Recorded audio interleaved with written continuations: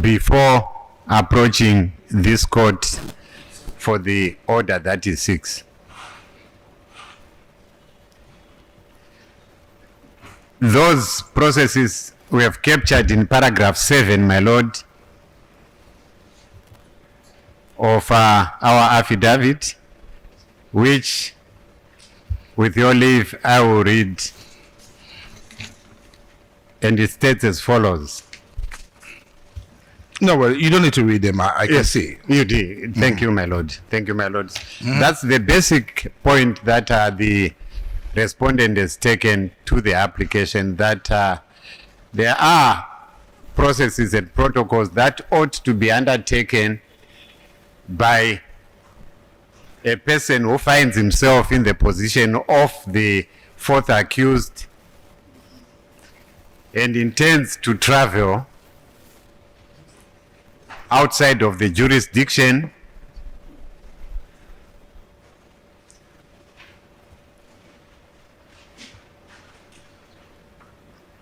for matters relating to what is contained in an exhibit. In exhibit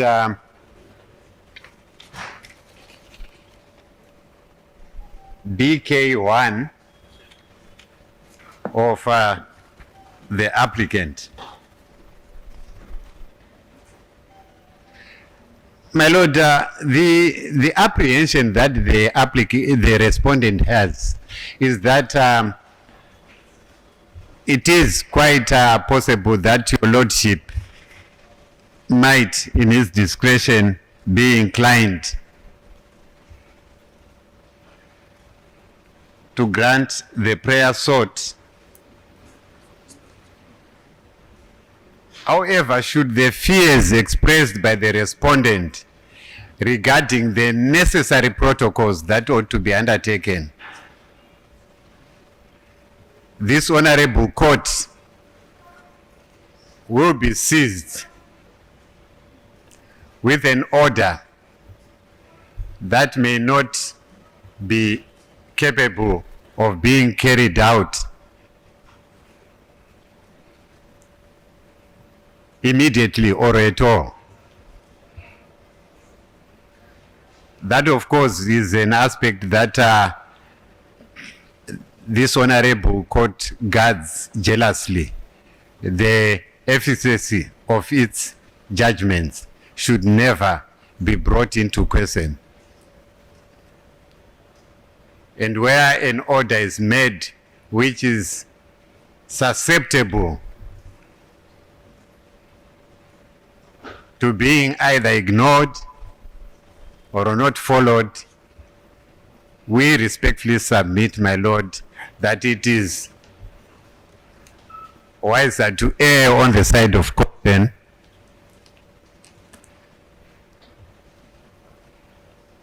and have, as we submit, the fourth applicant adopt the appropriate process before approaching your lordship.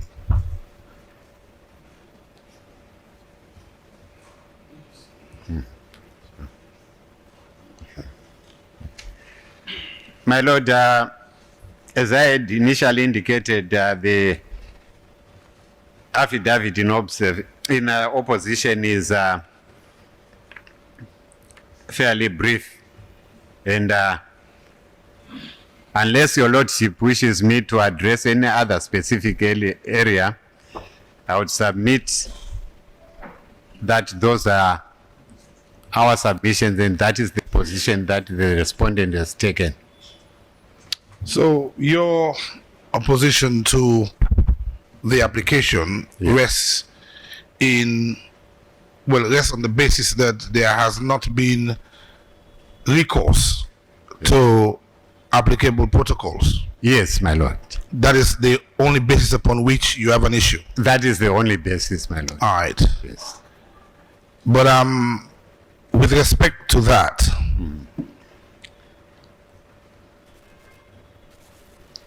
I mean, I get the point you make that in his position, such protocols need to be accorded to him. Yes. Yes? Yes, my lord.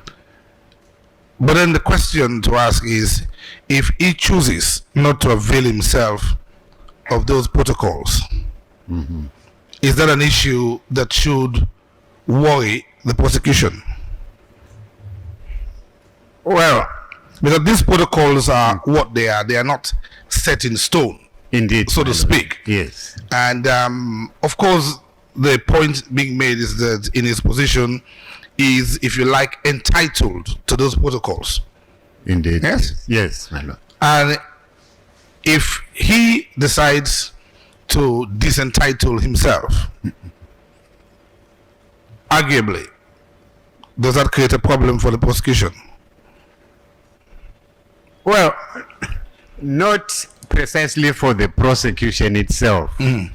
However, it may very well reside in a situation or a scenario where the fourth accused, having decided to not to take advantage of these protocols, and your lordship were to grant his prayer, there would still be that absence of adherence to protocol, which might prompt the appropriate authorities not agreeing to his travel outside. I know I am venturing outside really the ambit of what is factual, but quite clearly the fear is that the Ministry of Foreign Affairs has got the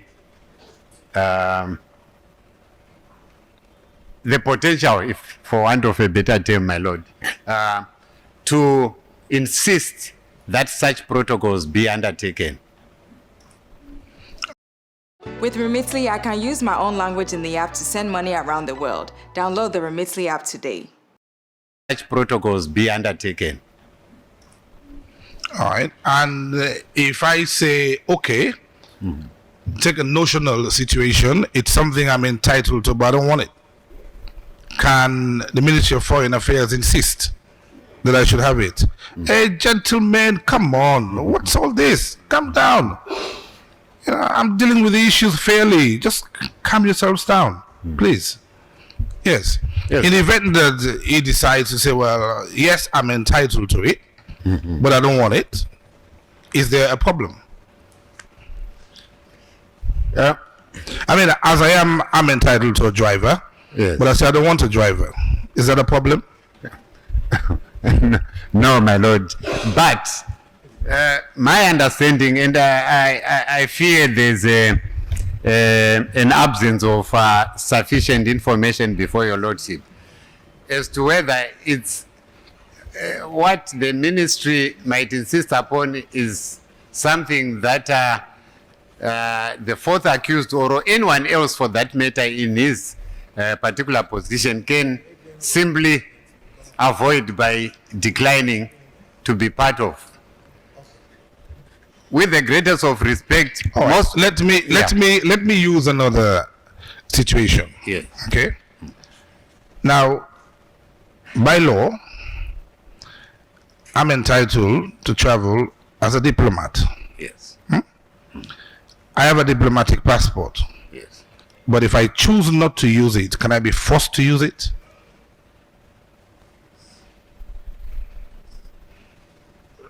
No. No. So we go back to the situation where I am entitled, like the fourth accused is, to diplomatic protocols that are accorded to people in his position. Yes. And if he chooses to disentitle himself, can he be forced to entitle himself? My lord, if I may just inquire whether your lordship is saying if he chooses Yes. to disentitle himself, By but not nonetheless still attend to the invitation. wish to travel as an ordinary citizen of a country. I don't want all these diplomatic protocols. Yes. I'm going on my own. Yes. Does that create a problem for the prosecution? The problem is an apprehension really arises from the letter of invitation itself, which gives a clear background or atmosphere as to what is supposed to be the subject of discussions at that invitation. And a perusal of that letter, my lord, would clearly indicate that these are matters that are not necessarily confined to the accused person in his personal capacity, but they are much broader. And it is for that reason, without seeming to mention the actual matters, it is for that reason, my lord, that with respect, the Minister of Foreign Affairs would have an interest in ascertaining whether this should be an appropriate trip for the accused. And your lordship has also made reference to one aspect which we had not directly addressed, the issue that he may choose not to use a diplomatic passport, and which seems to give the impression that the only reason why the Minister of Foreign Affairs would be interested is because he carries a diplomatic passport. I would submit, my lord, that it's much wider than that. That is why I have made reference to Exhibit BK1. It's a matter of state, in a sense. It's a matter of governance. So all those are aspects, my lord, with the greatest of respect, that any Ministry of Foreign Affairs might need to look into, particularly where the current head of state is also to be in attendance. No one doubts, my lord, that there may well be, objectively speaking, need for this trip, but the absence of an adherence to non-existing practical protocols is all that we are raising, my lord. So you would expect the Ministry of Foreign Affairs to arrange all activities around the trip. Is that what you're saying? No, to give it a green light, so to speak.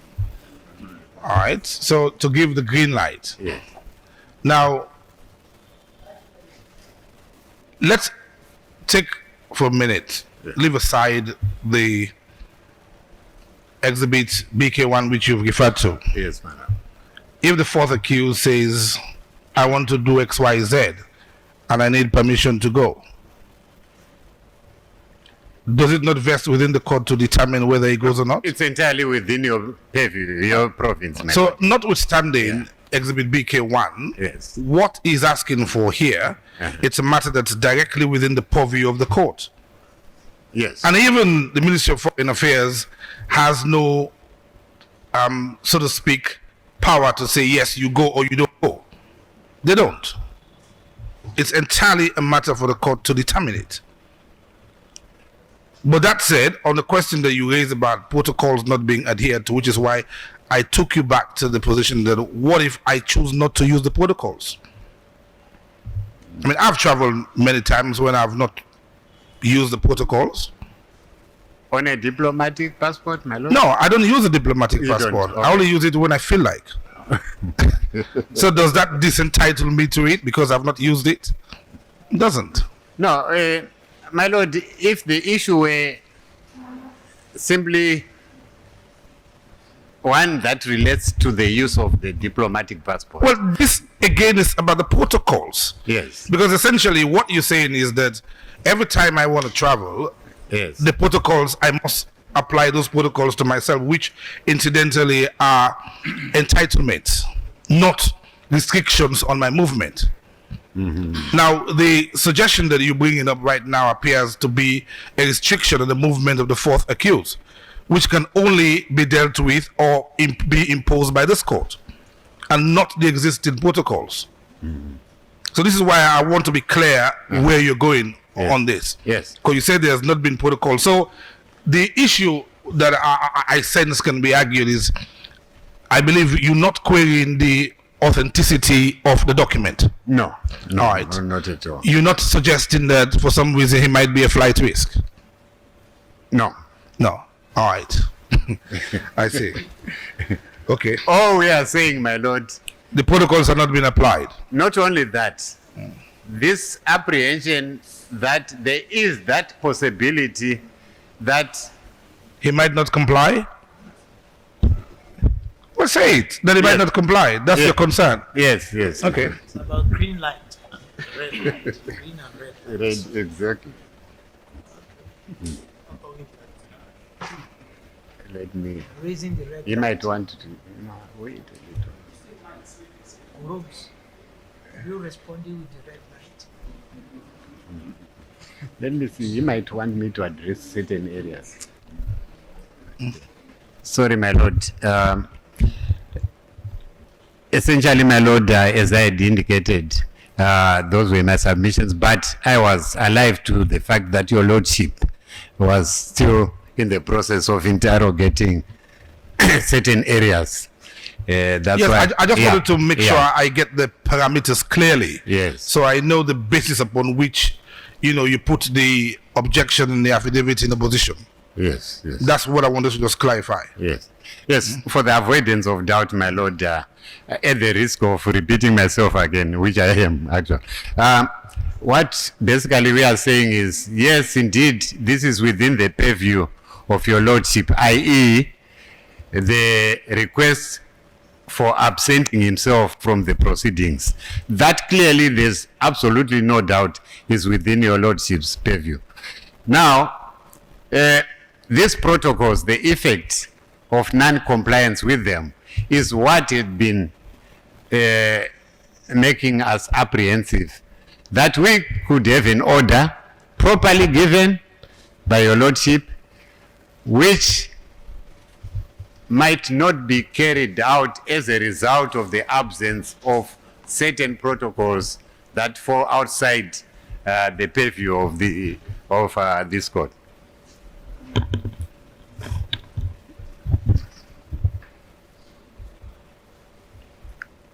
Yes. My lord, those would be my submissions. I don't have anything. All right. Mr. Koma, I think the issue, as I see it, Yes, my lord. although Mr. Mansibo has not put it in exactly those terms, but what he appears to be alluding to Yes, my lord. is that in the absence of the protocols, there is a risk that there might be non-compliance with the orders given by this court in respect of the application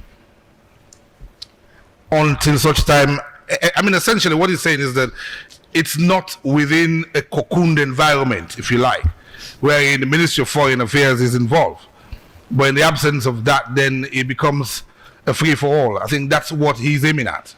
My lord, respectfully, as I listen to my learned friend, I'm trying to summon the deepest aspect of the calmness in me to remain calm, my lord.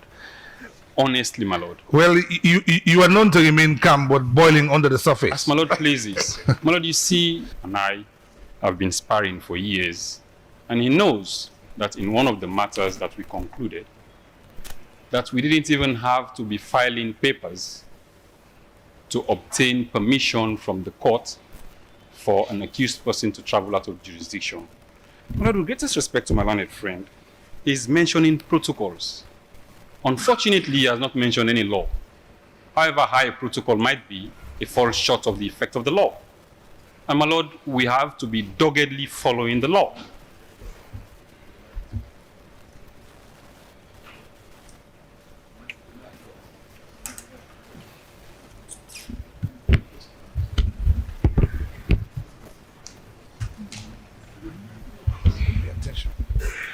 Yes, sorry. My lord, Section 120, subsection 3 of the Constitution of Sierra Leone 1991 Act number 6 of 1991 is very clear about the independence of the judiciary, my lord.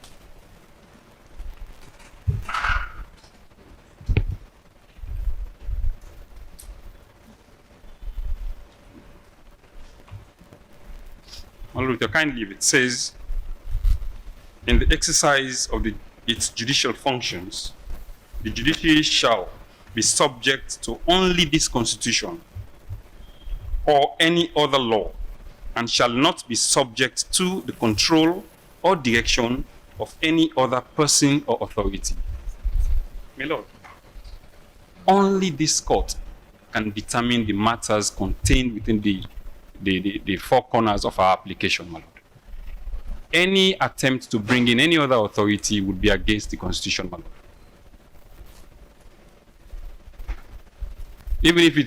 Even if it was legislated last night by Parliament, my lord, it will not apply.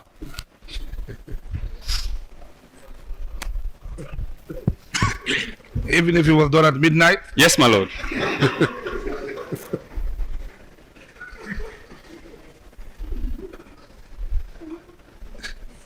My lord, we are not seeking for a private jet.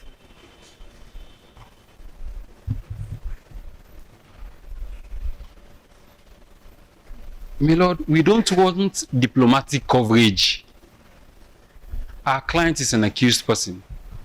He has decided to avail himself with an ordinary citizen's passport, my lord. That is a law-abiding citizen, my lord.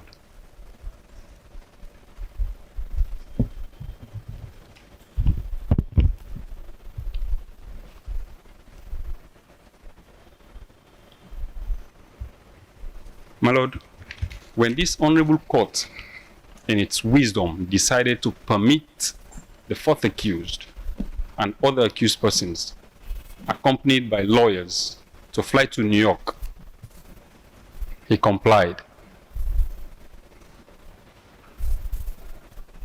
And my lord, even when... You complied? My lord, even when... You complied? Yes, my lord. My lord. You complied with the traveling to New York? Yes, my lord. That lord, part of it? Yes, my lord. All right. My lord, even when the import of my statement is this, my lord. Even when the state offered to pay for accused persons and solicitors to travel, the fourth accused did not avail himself of that privilege, my lord. Paid his way, together with his lawyers, my lord. And my lord, he came back and surrendered his passport, my lord.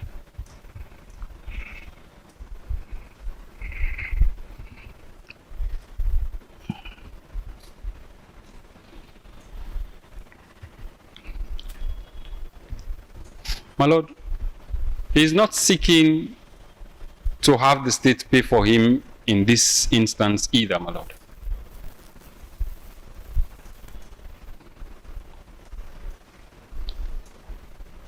And my lord, in our humble estimation, if the prosecution is taking umbrage to Exhibit BK1, let them and their now, acclaimed client, Ministry of Foreign Affairs, contact the Commonwealth Secretariat, my lord.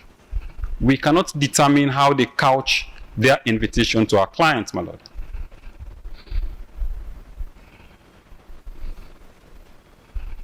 All we are asking for, my lord,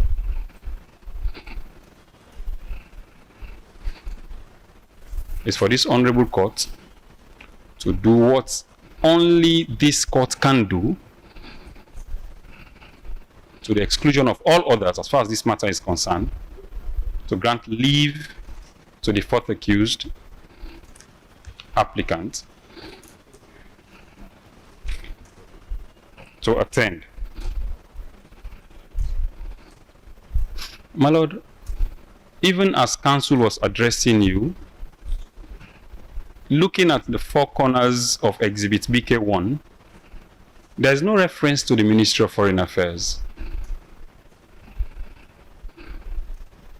And interestingly,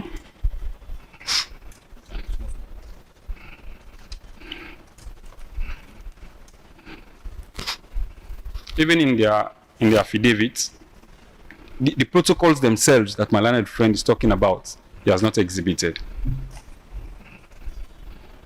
So those protocols, with the greatest respect, will not form part of the evidence in this application, my lord. Yeah, as I said, the protocols are entitlements. I'm most grateful, my lord. Which one can disentitle himself to? Grateful, my lord. Wow. And my lord, the kicker here is this. The question is, how does this application prejudice the justice of their matter? That is the key.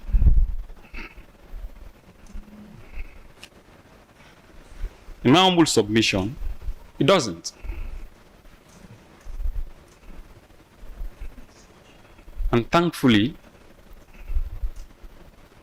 they have not said so in their affidavit. Well, but Mr. Mansibus just said that it doesn't... The ambits of this affidavit, my lord.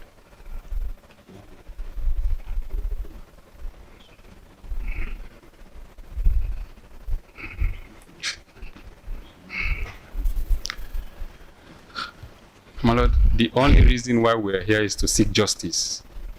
Failure to avail one of privileges contained in protocols would not affect the justice of this matter. At all.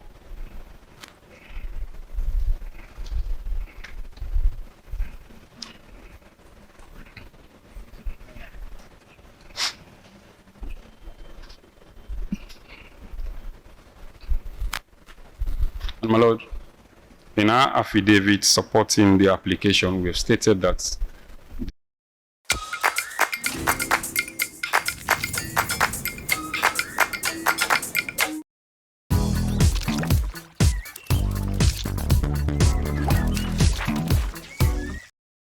the reason date for the said invitation, that is Exhibit BK1, is to discuss matters that hinge on the national interest of Sierra Leone. I understand where Mr. Mansebo is coming from. I do understand. But there's an overriding objective for us on this side to put Sierra Leone first, my lord.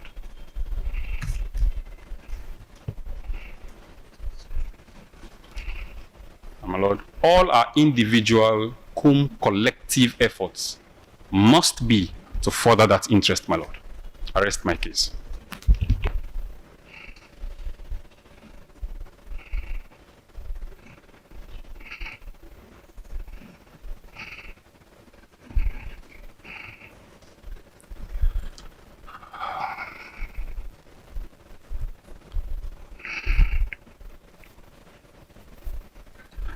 All right, tomorrow not being a day for national interest, come back tomorrow. But all right, notwithstanding, you'll hear from me Friday morning. Most grateful, my lord. All right. Mr. Fofana, your client is giving dispensation not to be here on Friday. And if you yourself are not going to be here, please make sure you have counsel deputizing you. And I think the Honorable Givao should be here. No longer has... Yes, he no longer has any business up in that place, so he should be here. Well, the package will come subsequently.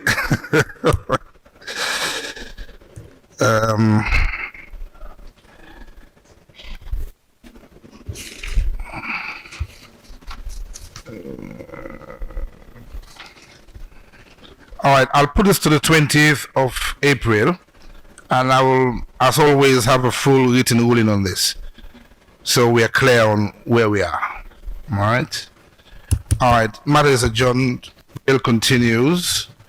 20th of April. All right.